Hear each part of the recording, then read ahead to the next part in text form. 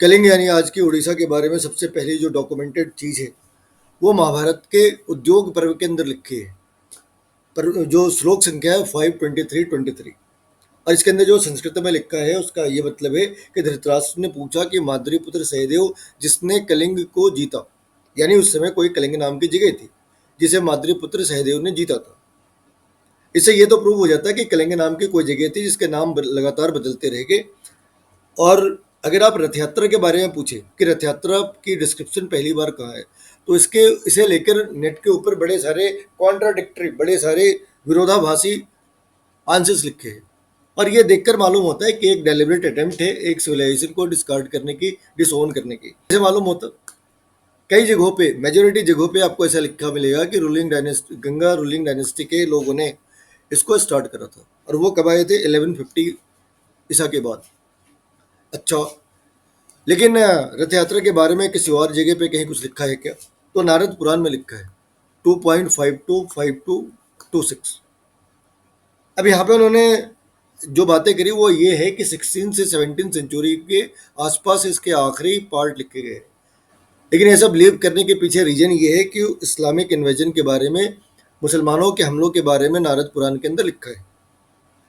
तो दो डेट हो गए, एक 1150 और एक 1600। अभी और भी डेट है। पद्म पुराण जिसमें 50,000 से ज़्यादा संस्कृत के श्लोक हैं और ये ईसा से 4 सेंचुरी बाद की है। और इसके बाद इसके अंदर भी रथ यात्रा के बारे में लिखा है। स्कंद पुराण के अंदर रथ यात्रा वर्ड यूज नहीं करा है।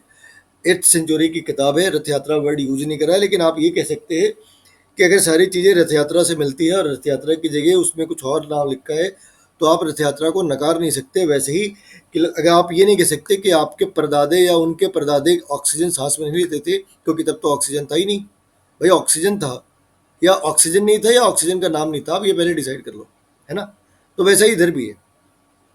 लेकिन कॉन्ट्रडिक्शन खत्म नहीं होती। सबसे पुरानी जो डॉक्यूमेंटेड है रथ यात्रा के बारे में वो है ब्रह्म पुराण में। वो ईसा से 400 साल पहले है, जिसके बारे में कहते हैं कि चंद्रगुप्त के शासन काल में उड़ीसा के अंदर रथ यात्रा निकली। तो कम से कम जो ब्रह्म पुराण है वो ईसा से 400 साल पहले की है और जो लेटेस्ट है वो है 1600 की।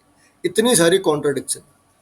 ये रथ यात्रा हमेशा चलती रही ऐसा भी नहीं है। आप देखोगे बहुत सारे बेवकूफ़ हैं जो आज की डेट में कह रहे हैं कि ये 146 रथ यात्रा है। ऐसे क्यों कह रहे? चंद्रगुप्त के ज़माने से लेकर आज तक 146 साल होते हैं।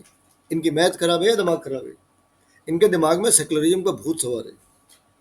एक्चुअली क्या है कि जब भी मुसलमान आए उन्होंने यात्रा को रोक दिया। पहली बार यात्रा रुकी 1607 में, जब कासिम खान नाम के मुल्ले ने इसको रुकवा दिया था। जब भी कोई मुस्लिम इन्वेटर आता रहा उसने रथ यात्रा बंद करा दी। लेकिन आप देखो कि बेवकूफ़ी की क्लासिकल लेवल क्या है, मतलब बेवकूफ़ी की पराकाष्ठा क्या है। कुछ बेवकूफ़ों ने, कुछ लिब्रांडुओं ने क्या करा कि रथ यात्रा जो पूरी के अंदर होती है उसमें रथ यात्रा एक मुल्ले के मजार के ऊपर जाकर रुकती है। भाई एक मतलब दिमागी बीमारी है क्या ये? क्या है ये? अगर मुल्ले पूड़ी के अंदर 20% हो गए तो ये रथ यात्रा निकलेगी? तो फिर ये जो लिब्रांडोइज्म है ना उससे बाहर आ जाओ। और मतलब बहुत सारे लोग हैं जिनको ये पता ही नहीं कि जो जगन्नाथपुरी के मंदिर है उसके बाहर जो एक स्तंभ लगा हुआ है उसे छत्रपति शिवाजी महाराज ने लगवाया था। छत्रपति शिवाजी महाराज वहाँ करने क्या गए थे? वहाँ गए थे इन्हीं मुसलमानों से मंदिर को बचाने के लिए। तो जब मंदिर पे खतरे आए तो छत्रपति शिवाजी महाराज आए, और जब खतरे खत्म हो जाए तो ये फिर लिब्रांडोइज्म स्टार्ट हो जाए। अब जगन्नाथपुरी की यात्रा देखो, रथ यात्रा मनाओ, मगर ये सेकुलरिज्म उसके अंदर मत डालो। और अगर आपको इतना ही शौक है सेकुलरिज्म डालने का तो आप एक बार जरा मक्का घूम करो, है ना? उसकी फ़ोटो डालना और फिर बताना कि अगर आप मक्का में जा सकते तो मुल्ले के मज़ार के ऊपर रथ यात्रा भी रुक सकती है, और नहीं तो फिर नहीं हो सकती। एक तरफा चीज़ें कभी नहीं हो सकती।